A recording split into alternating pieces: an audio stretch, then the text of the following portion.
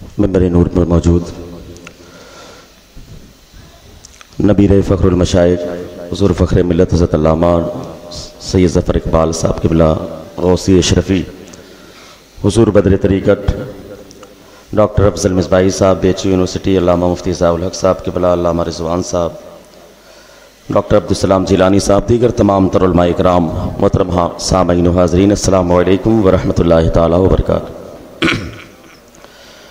الحمدللہ رب العالمین والصلاة والسلام علی اشرف الانبیاء والمرسلین وعلی آلہ وآلِ بیتہ اجمعین، اما بعد۔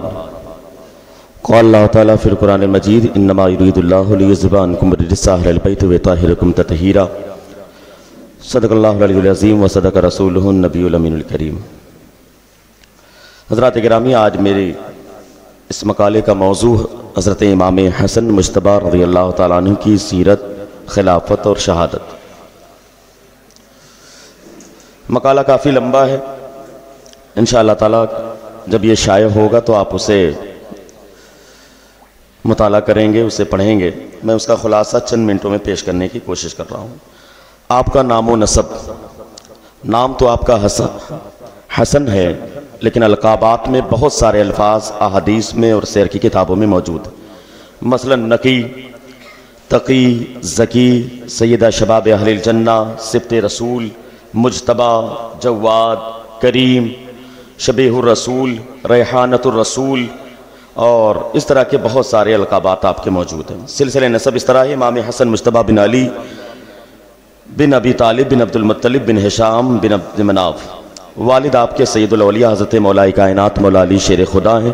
والدہ آپ کی سیدۃ النساء حضرت فاطمۃ الزہرا رضی اللہ تعالی عنہا ہے، اور نانا جان آپ کے سید الانبیاء والمرسلین حضور اکرم نور مجسم سید عالم صلی اللہ تعالی علیہ وسلم۔ تاریخ ولادت بروز منگل 15 رمضان المبارک 3 ہجری کو مدینہ منورہ میں پیدا ہوئے۔ اللہ کے رسول نبی کریم صلی اللہ علیہ وسلم کو بشارت دی گئی تو آپ فوراً تشریف لائے۔ داہنے کان میں آپ نے اذان دی اور بائیں میں آپ نے اقامت پڑھی اور لعاب دہن عطا کیا۔ یہی وجہ ہے کہ شہزادے جنت کے آپ جنت کے نوجوانوں کے سردار ہوئے۔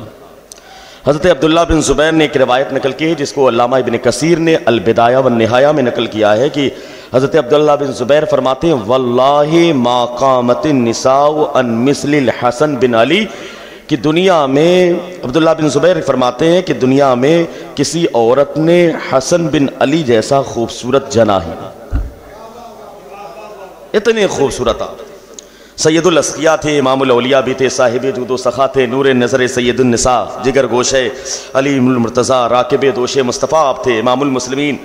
آپ بڑے حلیم، سلیم، رحیم و کریم، متواضع، منکسر المزاج، صابر، متوکل، باوقار، بڑی خوبیاں تھی آپ کی۔ زہد آپ کا بہت ہی مشہور تھا، مجاہد نفس میں آپ مشغول رہتے تھے۔ آپ اللہ کے رسول کے فرمان کے مطابق آپ کا شمار الحمدللہ خلفائے راشدین میں سے ہوتا۔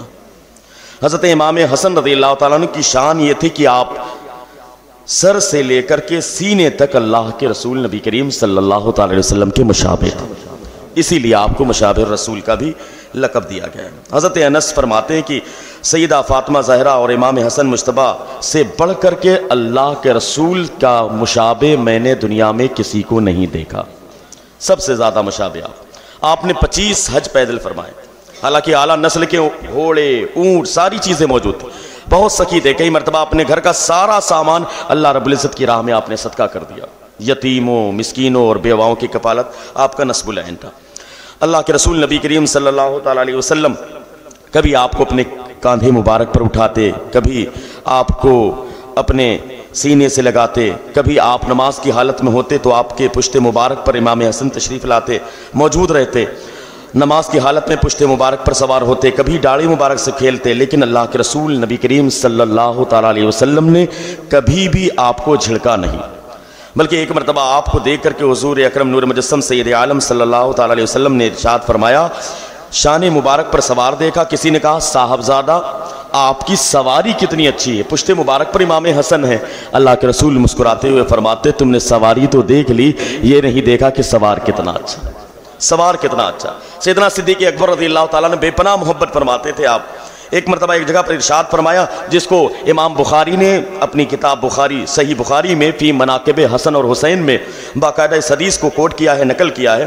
آپ فرماتے ہیں کہ ایک مرتبہ حضرت صدیق اکبر نے امام حسن مجتبیٰ کو اپنی گود میں اٹھایا، اور اٹھانے کے بعد فرماتے ہیں کہ اے حسن مجتبیٰ، تم رسول خدا کے مشابہ ہو، تم علی کے مشابہ نہیں ہو، تم رسول خدا کے مشابہ ہو۔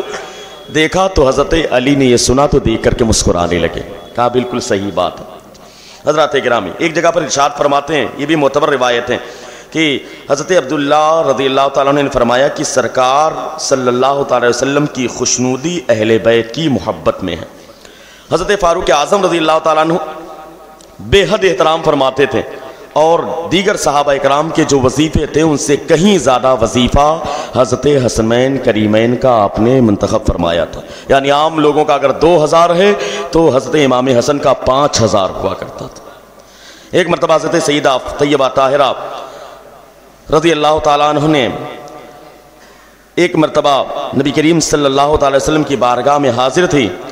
آپ نے فرمایا، آپ نے عرض کیا یا رسول اللہ باجان آپ میرے بچوں کو کچھ عطا فرما دیجیے۔ اللہ کے رسول فرماتے ہیں اما الحسن فلہ ہیبتی وسودی واما الحسین فلہ جرأتی وجودی، میں نے حسن کو اپنی ہیبت اور اپنی سرداری عطا کر دی، میں نے حسن کو اپنی ہیبت اور سرداری عطا کر دی ہے، میں نے حسین کو اپنی جرأت اور اپنی سخاوت عطا کر دی ہے۔ حضرات گرامی، مناقب اہل بیت میں ایک روایت نقل کی کہ من احبنی فلیحبہ، اللہ کے رسول فرماتے ہیں جو مجھ سے محبت کرتا ہے وہ میرے حسن سے محبت کرتا ہے۔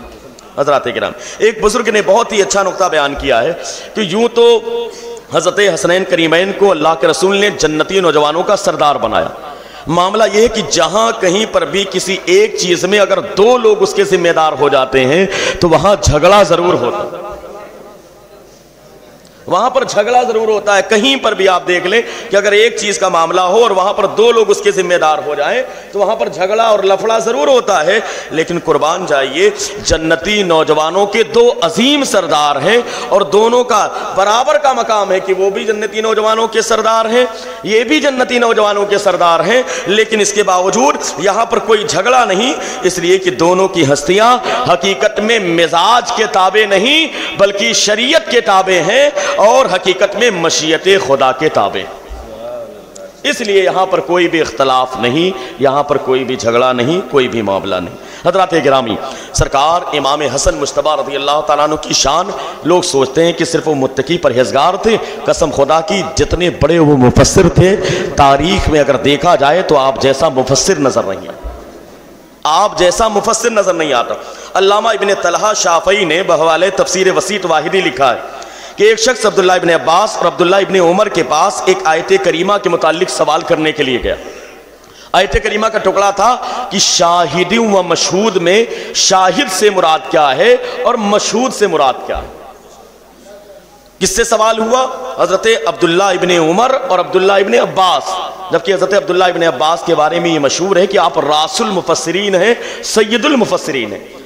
جب شاہدی و مشہود کے متعلق عبداللہ ابن عمر اور عبداللہ ابن عباس سے سوال کیا گیا تو حضرت عبداللہ ابن عباس فرماتے ہیں کہ شاہد سے مراد یوم جمعہ ہے اور مشہود سے مراد یوم عرفہ ہے۔ عبداللہ ابن عمر سے سوال کیا گیا تو عبداللہ ابن عمر کہتے ہیں کہ شاہد سے مراد، توجہ چاہتا ہوں، شاہد سے مراد یوم جمعہ ہے اور مشہود سے مراد یوم نہر ہے۔ یہ عبداللہ ابن عباس اور عبداللہ ابن عمر کی تفسیر ہو گئی۔ اب اس کے بعد وہ شخص حضرت سرکار امام حسن مجتبیٰ کی بارگاہ میں حاضر، جب حاضر ہوا تو اس نے کہا کہ یا رسول اللہ، اے اللہ کے رسول کے نواسے، آپ بتائیے کہ قرآن پاک میں شاہدی و مشہود سے مراد کیا ہے۔ حضرت سرکار امام حسن مجتبیٰ فرماتے ہیں کہ شاہد سے مراد رسول خدا ہیں اور مشہود سے مراد یوم قیامت ہے۔ شاہد سے مراد رسول خدا ہیں صلی اللہ تعالی علیہ وسلم، مشہود سے مراد یوم قیامت ہے۔ اور اس کے بعد دلیل بیان فرمائی، ہوا میں نہیں، آپ فرماتے ہیں کہ اللہ نے قرآن پاک میں آیت کریمہ نازل فرمائی، یا ایھا النبی انا رسلناک شاہدا و مبشرا و نذیرا، لہذا شاہد سے مراد آپ کی ذات۔ اور آگے فرماتے ہیں ذالکا یوم مجموع لہ الناس وذالکا یوم مشہود، اور یوم مشہود سے مراد قیامت کا دن ہے۔ لہٰذا شاہد و مشہود کی تفسیر کا مطلب یہ ہے کہ شاہد سے مراد اللہ کے رسول کی ذات ہے اور مشہود سے مراد قیامت کا دن ہے۔ جب یہ بیان کیا، سائل نے جواب سنا، جواب سننے کے بعد کہا فَقَانَا قَوْلُ الْحَسَنِ أَحْسَنِ عِنْدِي، حسن کا قول میرے نزدیک سب سے زیادہ بہتر ہے۔ تفسیر تو سب نے بیان کی، لیکن حضرات کرام شان دیکھیں، بہت ہی نوازا ہے اللہ نے سرکار امام حسن مجتبیٰ کو، اور یقیناً ان کی محبت یہ ایمان کی علامت۔ حضرت امام حسن مجتبیٰ کی خلافت مولا کائنات کے بعد آپ نے خلافت کی ذمہ داری سنبھالی، اور ذمہ داری سنبھالنے کے بعد آپ نے چند دنوں تک خلافت کے عہدے کو قبول کیا، اس پر قائم رہے، لیکن اس کے بعد امت میں اختلاف نہ ہو اس لیے آپ اس سے دستبردار ہوئے۔ اور حقیقت میں اس کا معاملہ یہ تھا کہ اللہ کے رسول کی حدیث پاک جو معجزے کی شکل میں ثابت ہونے والی تھی، جس کو امام بخاری نے حدیث نمبر 2704 میں نقل کیا ہے، حدیث نمبر ہے، بخاری شریف ہے، امام بخاری نے نقل کیا، اللہ کے رسول نے فرمایا اِنَّا ابنی ھذا سید وَلَعَلَّ اللَّهُ أَن يُصْلِحَ بِهِ بَيْنَ فِئَتَيْنِ عَظِیمَتَيْنِ مِنَ الْمُسْلِمِینَ، کہ یہ میرا بیٹا سردار ہے قوم کا، اور عنقریب اللہ رب العزت اس کے ذریعے مسلمانوں کو عظیم گروہ میں صلح فرمائے گا، معاملے کو حل فرمائے گا۔ اس کی جیتی جاگتی اور عملی تصویر حضرت امام حسن مجتبیٰ کی ذات ہے، اور آپ نے اسی لیے خلافت کو چھوڑ دی۔ حضرات گرامی، قرآن میں جا بجا اہل بیت اطہار کے تعلق سے اور سرکار امام حسن مجتبیٰ مولا کائنات کے تعلق سے، ایک مرتبہ آپ نے 3 دن تک لگاتار روزے رکھے، 3 دن تک گھر میں روزے رکھے اور کھانا دے دیا، کس کو؟ مسکین کو، یتیم کو، قیدیوں کو۔ اللہ نے قرآن پاک میں باقاعدہ اس واقعے کو تحریر نقل فرمایا ہے۔ اللہ ارشاد فرماتا ہے وَيُطْعِمُونَ الطَّعَامَ عَلَى حُبِّهِ مِسْكِينًا وَيَتِيمًا وَأَسِيرًا، کہ کھانے کی محبت کے باوجود وہ کبھی مسکین کو کھانا کھلاتے ہیں، کبھی یتیم کو کھانا کھلاتے ہیں، کبھی قیدی کو کھانا کھلاتے ہیں۔ اور آگے اللہ ارشاد فرماتا ہے کہ یہ میرے محبوب کے خاندان کے جو لوگ ہیں، ان کا معاملہ یہ ہے کہ یہ کھلاتے ہیں تو کسی بدلے کی امید پر نہیں، انما نطعمکم لوجہ اللہ لا نرید منکم جزاء ولا شکورا، ہم اسے کھلاتے ہیں تو اللہ کی رضا کے لیے کھلاتے ہیں، اس پر کسی بدلے کی امید نہیں رکھتے۔ بھوکے رہ کر کے بھی دوسروں کو کھلانے والے ایسے ہوتے ہیں محمد کے گھرانے والے۔ جز اور کل کے اعتبار سے بس آخری بات دیکھیں، بریلی کے امام عشق محبت اعلیٰ حضرت فرماتے ہیں کہ جب بات تعظیم کی آ جائے، ادب کی آ جائے، تو جو حکم کل کا ہے وہی حکم جز کا بھی۔ اب جو حکم کل کا ہے وہی حکم جز کا ہے، تو آپ اس اعتبار سے دیکھیں، اللہ کے رسول نے فرمایا کہ فاطمہ میرے جسم کا ایک ٹکڑا ہے، اور حضرت فاطمہ سے منسوب حسنین کریمین ہے تو وہ بھی ٹکڑے ہوئے۔ تو اس اعتبار سے اللہ کے رسول کی ذات بنی کل اور اہل بیت اطہار ان کے اجزاء، اور مسئلہ کیا ہے؟ تعظیم میں، ادب میں جو حکم کل کا ہے وہی حکم جز کا بھی ہے۔ آپ اس کو اس طرح سمجھیں کہ اگر دیکھیں پورے کا پورا قرآن ہے کل، اور اس کا ایک پارہ اس کا جز، ایک صفحہ اس کا جز، ایک آیت اس کا جز، اگر پورے قرآن کو آپ بغیر وضو نہیں چھو سکتے تو اس کے کسی پارے کو بغیر وضو نہیں چھو سکتے، کسی رکوع کو بغیر وضو نہیں چھو سکتے، کسی آیت کو بغیر وضو نہیں چھو سکتے، اس لیے کہ بات تعظیم اور ادب کی ہے۔ اس اعتبار سے اللہ کے رسول کی ذات ہے کل، اہل بیت اطہار ہیں ان کے جز۔ تو جب بات تعظیم اور ادب کی آئے گی تو اگر تعظیم کل کی جائے گی تو تعظیم جز کی بھی کی جائے گی، اس لیے کہ تیری نسل پاک میں ہے بچہ بچہ نور کا، تو ہے عین نور تیرا سب گھرانہ نور۔ امام حسن مجتبیٰ رضی اللہ تعالیٰ عنہ کی شہادت، امام حسن مجتبیٰ رضی اللہ تعالیٰ عنہ کی شہادت اور سن اور تاریخ میں بڑا اختلاف ہے۔ صحیح قول کے مطابق 28 صفر المظفر 50 ہجری کو آپ کی شہادت ہوئی، زہر کی وجہ سے آپ کا وصال ہوا۔ تاریخ میں لیکن بہت ساری چونکہ روافظ کی روایتیں ہیں اور فرقہ باطلہ کی ملمہ سازیاں ہیں، اس وجہ سے اس کو میں نے نقل نہیں کیا ہے۔ آپ کی قبر انور جنت البقیع کے اندر موجود ہے۔ اللہ رب العزت کی بارگاہ میں دعا ہے کہ ہم سب کو حضرت حسنین کریمین اور خصوصیت کے ساتھ سرکار امام حسن مجتبیٰ رضی اللہ تعالیٰ عنہ کے فیضان سے مالا مال فرمائے۔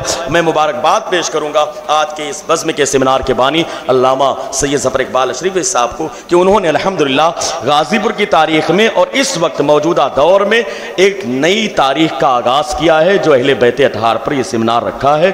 اللہ حضرت کی عمر میں برکت عطا فرمائے اور مزید آنے والے وقت میں خدمات کی توفیق عطا فرمائے۔ السلام